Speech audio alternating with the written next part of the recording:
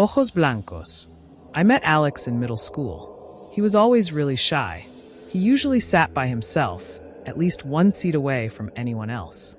After a few days of class, I decided to sit next to him. He looked discouraged, as if he had forgotten his book for that class. I handed him mine. "Here," I said. "I don't need it anyway." Alex looked at the book for a moment, hesitated, and then reached out like a cautious animal, slowly taking it. "Thanks," he said dully. "I'm Daniel," I said, extending my hand. "Alex," he replied, eyeing my hand like it was diseased or something. I sat down, feeling a bit defeated, but that didn't stop me. Something about this kid was different, but he seemed all right. There was something good in him. Now I know the cause of it, as will be explained later in the story. His energy was good. That'll explain it well enough for now. I kept talking to him as the days went by. I always sat beside him. I would just talk small talk, random things usually found interesting by middle school boys. Things like girls I liked, video games I had played, or movies I had seen. At first, he mostly just listened, occasionally giving small, usually single-syllable answers or comments. But as time went by, he loosened up a bit and began talking. We found that we had a lot in common and quickly became great friends. This was a big deal for me. I had moved around a lot in elementary school. I was always the new kid and never had many friends. In fact, being small and kind of geeky, I was often picked on. This didn't change in middle school, except we had lived in that town long enough that the bullies actually knew my name instead of just calling me new kid. Alex was a bigger kid, not big as in chubby, but big as in strong. I was telling him about this one day when, to my surprise, he said, "I have the same problem." I asked him what he meant. "My brother, he bullies me a lot. He's a lot older than I am. He does things that I don't really like, and when I tell him so, he beats me up," he explained. He made a kind of confused face, then sighed. "But he's always there for me. He's all right, I guess." We walked outside at the end of the school day when one of my usual bullies approached us. "What's up, Danny boy?" the bully jeered. He looked over at Alex and made a face of mocking surprise. "Oh, and the silent kid. Knew you'd end up hanging out with a dork like Danny." The bully, named Kevin, laughed loudly. I looked at Alex, who was staring up above Kevin's head. I looked to see what he was looking at, and that was the first time I saw Alex's brother, Jacob. Jacob was a full head taller than Kevin, his eyes full of anger. Kevin saw us looking behind him and smiled. "Let me guess, you're trying to trick me into thinking there's a teacher or something behind me, aren't you losers?" he said. We both shook our heads slowly, still looking up at Jacob. I was honestly scared. The look on Jacob's face was truly terrifying, and Kevin finally turned around to see him and scoffed. "Who the hell are you?" Kevin said, looking at Jacob like he was a piece of rotten food.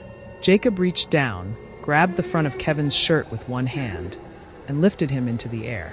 Kevin went silent as he stared into Jacob's hateful eyes. "Jacob!"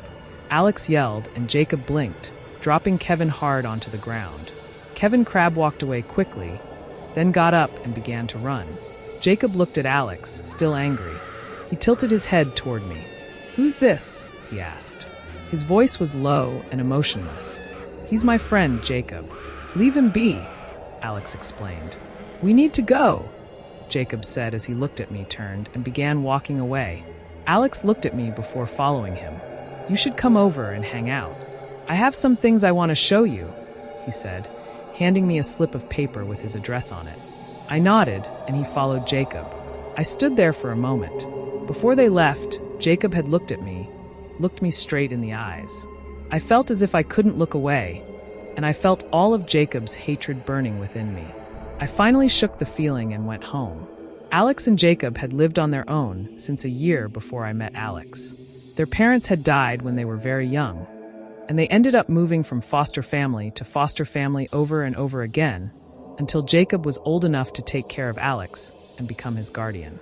They lived in a small house in an old part of town. It was only one story, but they had a basement, which I was never allowed to go down to. I went to Alex's house later that day. I entered, and we went into the kitchen, which had the door to the basement. As Alex and I stood there talking, Jacob came up from the basement. He looked at me once again with that unsettling gaze as he closed the door. I could swear I saw his eyes begin to lighten when Alex said firmly, "No, Jacob." Jacob smirked and walked down a hallway and into what I assumed was his bedroom. Alex then led me to his bedroom. It was small. The only furniture he had was his bed. He had many other things, like CDs and books, but they all sat on the floor in neat little piles. Alex sat on his bed, and I sat on the floor, looking through all of his books and CDs as we talked about school and the different music artists we both liked. "I want to teach you something," he suddenly said, breaking our conversation about one of those artists. He hopped down from his bed and sat in front of me. "All right," I said. I felt a little strange. I had no idea what he was about to teach me. "Have you ever heard about energies?" he asked. I had never been, and still am not, a spiritual person. He was talking about the kind of thing you hear about in yoga classes, things like chakras and Reiki. I used to view it as more of a mystical concept, but after seeing it in action, I now consider it more of a science, but more on that later. I promptly told him that I hadn't, and he held his hand out to me, palm down. "Put your hand as close as you can to mine without touching it," he said. I hesitated and looked at his hand, thinking, "Are you serious?" He nodded toward his hand and raised it slightly. I rolled my eyes but complied. Then my hand became warm, and I felt the nerves in my hand start to tingle, almost as if I could feel his hand on mine, though our hands weren't touching. "Feel that?" he asked. Yeah," I said, amazed at what I was feeling. "That's energy," he explained. "It's a combination of your spirit, your body, and your mind's energy. It's almost like an electrical impulse, and just like electrical impulses, it can be controlled." I nodded, still feeling the energy between our hands. Then I suddenly became very tired, and I felt a pull from his hand. I quickly pulled my hand away and looked at Alex, confused. "See, I can control it and take energy from you, but there are ways you can block that from happening. Here." He then placed his hand on my shoulder, and the tiredness vanished. "Now, to block someone from draining you, all you really have to do is avoid direct energy contact of any kind. That includes looking into someone's eyes, especially looking into someone's eyes." I quickly looked away from him, and he laughed. "Don't worry, I won't drain you again. I just wanted you to know what it feels like. When someone is trying to drain you or attack you with their energy, all you have to do is turn away from them and not look them in the eyes. That's very important. Especially Jacob. You felt it earlier, didn't you?" Suddenly it all made sense. Now I understood why I had felt the way I did when Jacob looked at me that way. I still didn't completely believe him, but it was worth a try. So I remembered what he said, and I never looked Jacob in the eyes again. That weird feeling never happened again when he was around. I remained friends with Alex all through high school and even into college. Living in a college town, we both ended up at the local college and even had some classes together. As soon as Alex was old enough to take care of himself, Jacob moved out of their house and I moved in. It was our sophomore year in college when things got a little strange, and when the events happened that changed my life, probably for the rest of my life. Another person who remained in town was Kevin. Throughout the years, he still would mess with Alex and me. However, as we got older, it didn't bother us nearly as much, at least not until one night in late November of this past year. Kevin drove up one night, drunk as he could possibly be and still able to walk, with a bunch of his equally drunk football buddies. We don't know how he figured out where we were living, but he found out somehow. They all got out of the car, and Kevin started banging on the door. It was 4 a.m, so Alex and I were both asleep, but the banging kept going on and eventually woke us both up. I walked out of my room, the room that was previously Alex's, just as Alex was walking out of Jacob's old room, which was now his. "Who the hell is knocking on our door at this time of night?" Alex asked me. I hadn't quite woken up yet, and my throat was sore, so I just shrugged and we headed to the front door, with Kevin still knocking loudly. As we approached the door, the knocking finally stopped, and we heard Kevin yell, "Come on, geeks! Open the door!" followed by scattered laughter from his buddies. Alex and I both sighed loudly and looked at each other. Then Alex rolled his eyes and opened the door. "What do you want, Kevin?" Alex asked in an irritated tone. "Oh, I'm sorry. Did I interrupt the married couple's alone time? Kevin asked. His friends made some lewd gestures behind him and proceeded to laugh again. I could tell that Alex wasn't in the mood to deal with this kind of thing at that moment.